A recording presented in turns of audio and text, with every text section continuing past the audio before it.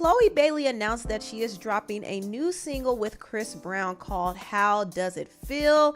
And boy, when I tell you, there was a lot of conversation about this and there was a lot of backlash. Now, a lot of Chloe's fans are upset that she's working with Chris Brown because of his history with domestic violence and colorism. And the backlash got so loud that Chris Brown responded to it. And I'm actually going to get into what he said later on in this video, but I want to get into some of the reactions. Chloe was getting quite a bit of backlash. Someone said, "Disgusting, that's how it feels. Stop giving this abusive piece of ish attention." Someone else said, "First, it was the extra allegations, her being too sexual, the Beyonce comparisons, her/Gunna, the lollipop video, her being around dudes shooting, and now her and Chris Brown. Chloe baby, you gotta dig yourself out of this one because, child, I'm tired." Someone else said, "Chloe joining Normani, her, Ella Mai, Tinashe, and Summer Walker at the Chris Brown Bird Association." This person said, "Chloe Bailey's management has no idea who her target audience is, and that's why they make such poor decisions and have her all over the place. The people who like her do not like Chris Brown." Someone else said, "The Chris Brown backlash Chloe is getting isn't even just about Rihanna. He literally mocked Keeley after her 2016 suicide attempt." Now, other people were coming to Chloe and Chris's defense. Someone said, "Me watching y'all outrage over Chris Brown and Chloe, but he did a tour and it sold out." Somebody lying on Twitter, but go off. This person said, "Y'all mad. Meanwhile, Chloe gets 5 million tweet impressions in an hour with her Chris Brown single announcement, and she gets to go from a fan to a featured artist. She won." This other person said this, "Y'all pick and choose when y'all care about Chris Brown's past. Same ones mad Chloe doing a song with him be singing No Guidance at the top of their lungs, so I'm confused." Now, this person low-key spilled. I'm not even gonna lie. I think there's a lot of selective outrage going on, and as much as people want to criticize and cancel him, he's not going anywhere because at the end of the day, people are still listening to and streaming his music. And this honestly is the reason why Chloe is doing a song with him now. Now, I can't say it's the wisest decision for her to collaborate with him, but I'm not going to say it's the worst either. And the reason why I'm holding my judgment is because it really just depends on how well the song does. I actually got a chance to hear the full demo of the song before it was removed.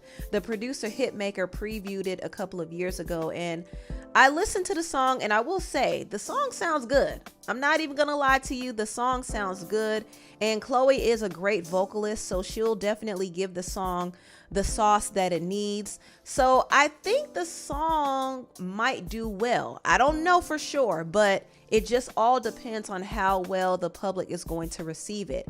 And I think Chloe is at a space in her career where she absolutely needs a hit. She hasn't been able to really strike a big hit just yet. I mean, her song Have Mercy did pretty well, but her other singles like Treat Me, Surprise, For the Night, and even her latest single Pray It Away have not really done what it's supposed to do. So Chloe needs a hit song, and she recruited Chris Brown because she knows that Chris Brown makes hits. Now, Chris is a controversial figure. A lot of people don't like him, but at the end of the day, Chris Brown is making hit songs. Every year he's coming out with a hit song that goes viral. He's selling out arenas.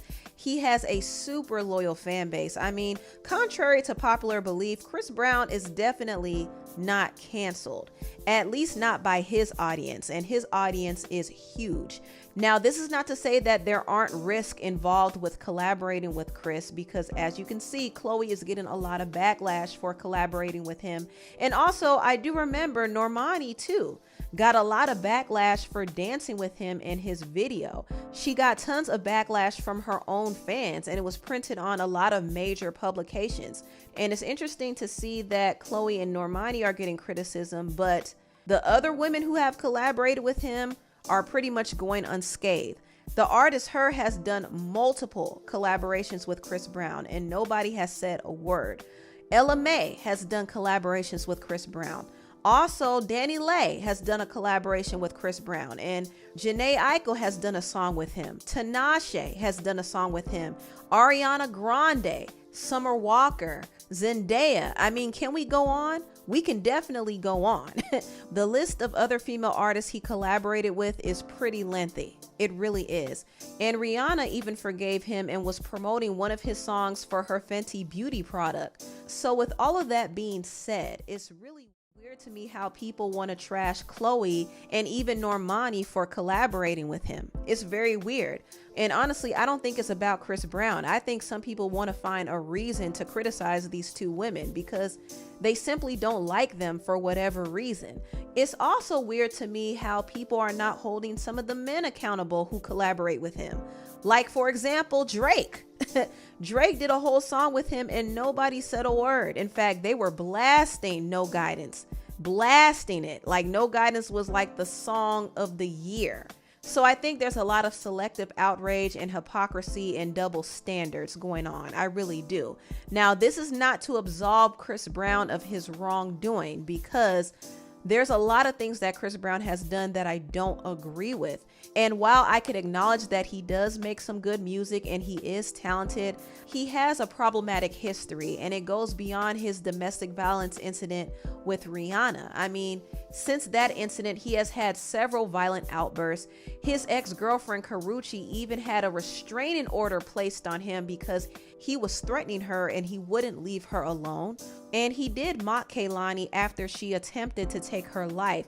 Kehlani was put on blast for cheating on her ex-boyfriend Kyrie Irving with Party Next Door, and she did have a mental breakdown over it. And Chris Brown took it upon himself to mock her when he should have just minded his business. And lastly, I can't forget about the Colorist accusations. Tokyo Vanity put it on blast that Chris Brown was in fact a colorist. So there is a lot of controversy surrounding Chris Brown. It wasn't just the Rihanna incident.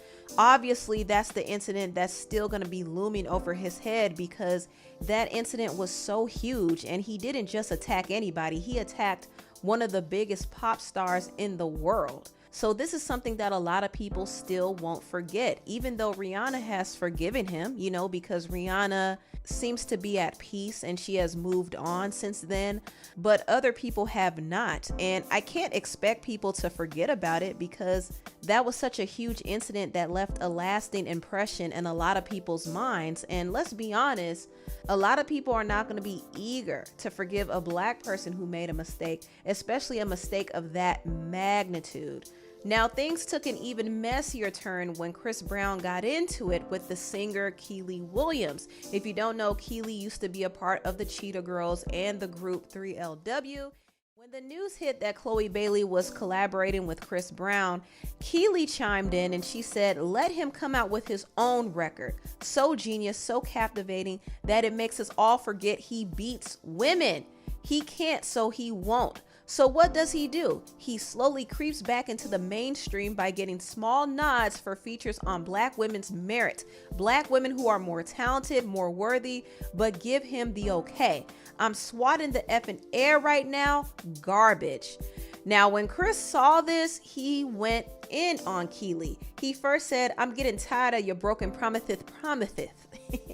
He was mocking Keely's lisp. If you heard the song from 3LW called No More Baby I'ma Do Right, you would get the reference. He also posted a meme of Keely and went on a whole nother rant and said, if y'all still hate me for a mistake I made as a 17-year-old, please kiss my whole entire butt.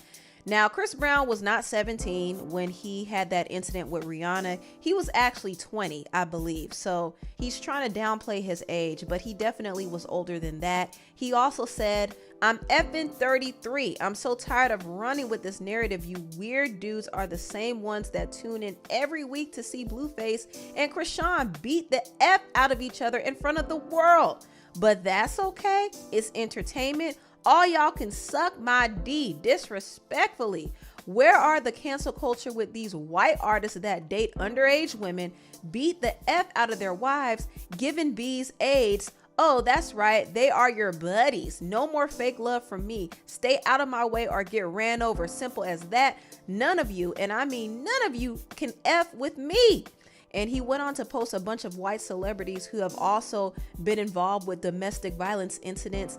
And he made his point. I will say that he definitely made his point. And I notice how the media doesn't like to highlight this, but they love to highlight what Chris Brown does. So I think that's rather interesting, and the double standard is very clear. The industry definitely needs to keep that same energy for some of these celebrities as well, but they're not going to do it because they are white and they are protected. Let's be real. Also, Chris Brown reposted a tweet that Keely made, and in this tweet she said, doing an exploratory dive into Blueface and Krishan because I need to see some mess that's not mine. Clips and YouTube recommendations welcome. So as you can see right here, Chris was pointing out Keely's hypocrisy as well. Keely was scrutinizing him for his abusive past, but she wanted to find entertainment in the abuse between Krishan and Blueface, and yeah, it does make her look a little hypocritical. And Chris Brown did not stop there. He was going in on Keely for real. He posted this throwback clip of him and Keely together on the show Zack and Cody. She the girl. Oh my gosh. Oh my gosh. You're Chris Brown. I love him. Oh, help me, please. Oh. So he has met Keely before, and I think this is part of the reason why he got so triggered when she made the statement she made. Also, he went on Keely's page and started making fun of her dance moves, and this was actually reposted by the Shade Room. He said, whack as F, choo choo, Miss Amtrak.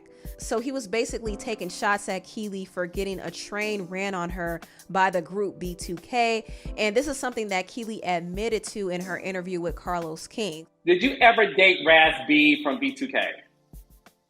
Date is a loose word. I think I said entanglement with all of them except for Omari. Keely, Fizz, J-Book, Raz B at the same damn time? Only one time. That's only a one-time thing. That whole interview was so funny, but Chris Brown seemed to have a lot of energy towards Keely, and Keely was honestly amused. She wasn't offended at all. She was kind of laughing at it. So Chris Brown ended up looking way more pressed and bothered than she did. And it's very clear that he was triggered by what she said, because there definitely is some truth in it. So it is what it is. But honestly, I think this whole outrage over the whole Chris and Chloe collaboration is really just fake outrage. Chris Brown's fans are going to support what he does regardless, and Chloe just might get a hit from this song. So if the song does well, I think people will kind of look ridiculous for even being mad about it in the first place. But anyway, tell me what you all think about this whole mess down below. Please like, comment, and subscribe, and share this video if you care. Thank you so much for watching, and I'll see you next time. Bye.